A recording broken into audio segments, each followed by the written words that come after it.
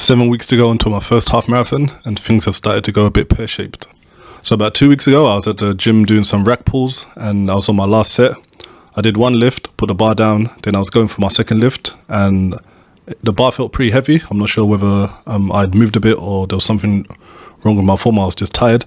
So I decided, instead of trying to fight the lift and like grind through it and maybe get injured, I'll just give up on the lift and just put the bar down lightly. But ironically, as I put the bar down, I felt this weird sharp pain in my back. So I've been injured in the gym before, and normally the first thing you do is like just try and chill and not panic, because if you start panicking, moving around, you might end up actually injuring something else. And a lot of the times it's not normally as bad as it feels like when it first happens. So after I waited for a couple of minutes, I decided to try and check the damage. I bended down left, right and forward, and I was able to bend down, but what I couldn't do was sit down. So like the motion you do when you're squatting or sitting down on the chair, I tried to do it, but the only way I could sit down was to hold something and use that to like lower myself down directly. So I went home, bought a bunch of Tiger Balm and these bandages that have heat on them, and did a bunch of stretching, and it didn't feel that bad, but I kind of knew that normally the real pain comes the next day. So I was like, okay, just stretch as much as possible and see what happens the next day. Woke up the next morning, stood up, and it was crazy. Like when I stood up, this weird sensation started from the top of my back and just started going down, down, down, down, down, all the way to my tailbone. And then I just felt some weird sharp pain, and I literally just couldn't move for about 30 seconds to a minute. And I was like, yo, what's going on? And then after the pain kind of disappeared, I grabbed onto the wall and used that to help me get downstairs. So I was like, oh no, this kind of feels weird. Like it feels like it's a lot worse compared to yesterday. So I was like, okay, let me get on the floor and do some stretching, but I couldn't actually get on the floor. So I had to go on the sofa, then from the sofa roll onto the floor.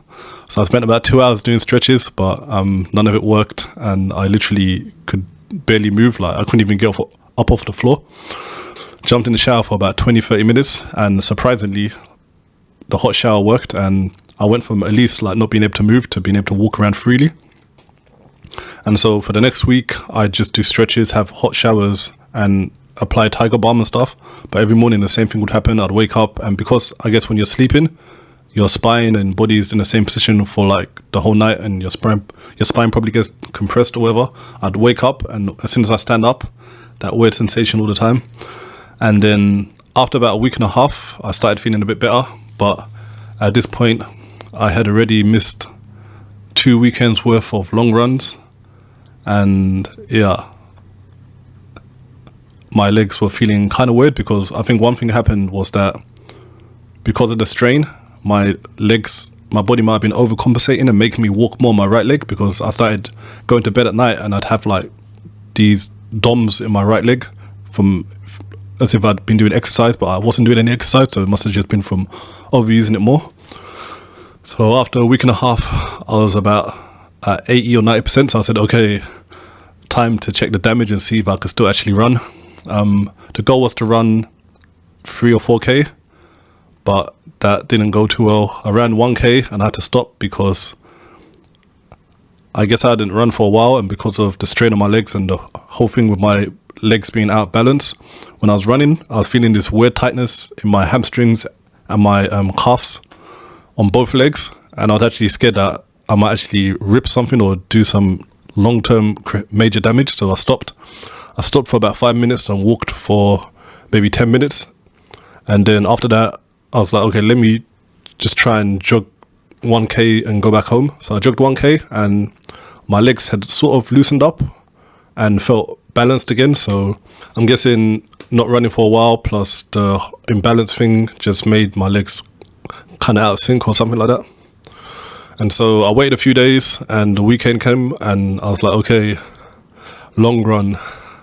But obviously there's no way I could do like any sort of 18K or long distance. So I decided, okay, let me just try and do maybe 7-8K or maybe even 6. And yeah, the run went pretty bad. The first 1K felt okay, but from there onwards, my legs felt this weird sensation. So normally Like, you normally see me post on Instagram and stuff saying that my legs feel cooked, and that's just because I've ran so much that my legs literally just feel heavy, my knees feel heavy, and my legs just feel like they need to be stretched or massaged to be fixed. But what I felt was that my legs were just completely dead. Like, my legs actually felt like spaghetti. It was weird. Like, you know when you're in a dream, and probably have to be a dude to understand this, but you get into a fight and you try and throw a punch, but you just can't get any power into your punches. That's how I felt while I was running. I was like just moving my legs, but they just wouldn't move, and it felt like my legs were disconnected from my brain and my upper body.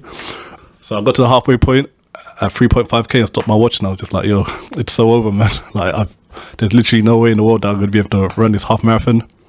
And also, like, how am I actually going to get back home? Because I was actually wondering, like, my legs have no energy in them. I'm going to have to actually walk back home. So I turned around and started running back. And I was running a 7-minute pace as well, and my legs just couldn't keep up with it. And my heart rate started to spike to about 170 beats per minute at 7-minute kilometers, which is actually really crazy, because normally my heart rate gets to 170 when I'm running maybe interval stuff at maybe 4-minute kilometers. So that was just freaking me out.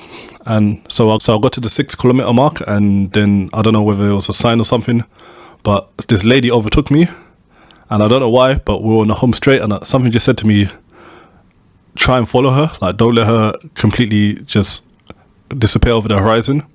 I think she was running at about 5.5 or 5-minute 20-kilometer pace, but I'm not sure how it happened, but I was able to keep up with her. Something weird that I've noticed when it comes to running, I'm not sure it's because I'm heavy or something, but when I run slowly, it feels like it takes maybe 2 or 3 times more energy to just keep moving compared to running fast.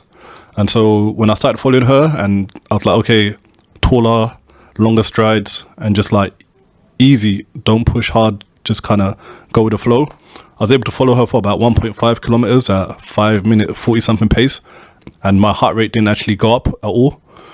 So the fact I could only run 8k is pretty bad, but at the same time, I was able to get in that last 1k at close to half marathon pace. It might be a bit of saving grace, but yeah, I'm not sure what's going to happen, because there are 7 weeks left to go to the half marathon. I'm looking at the calendar now, and I think whether I'm able to get anywhere close to sub 2 is going to depend on the next 2 weeks. So basically, before I got injured, I was able to run 18k at a pretty comfortable pace. Didn't get tired, didn't feel like tired at all or anything like that, except for some issues with my glutes getting a bit tired. So I don't think I could get back to 18k this weekend, but if I can somehow build up to 18k by next weekend and get in a decent interval session or 2 over the next 2 weeks, then there might be hope. But if not, then yeah, things are looking kind of bleak, because yeah, there isn't really that much time. And I also missed the time trials I was supposed to do. Last week I was supposed to do a 5k time trial just to see how fast I am, and I was supposed to do a 10k one maybe next week, but timing wise it doesn't make any sense anymore, so I'm probably going to miss those time trials and just try and get my long run distance back up. So yeah, we're going to have to see how things go over the next 2 weeks, but yeah, it's pretty much do or die time, and I'll let you guys know what happens over the next couple of weeks. So yeah, peace.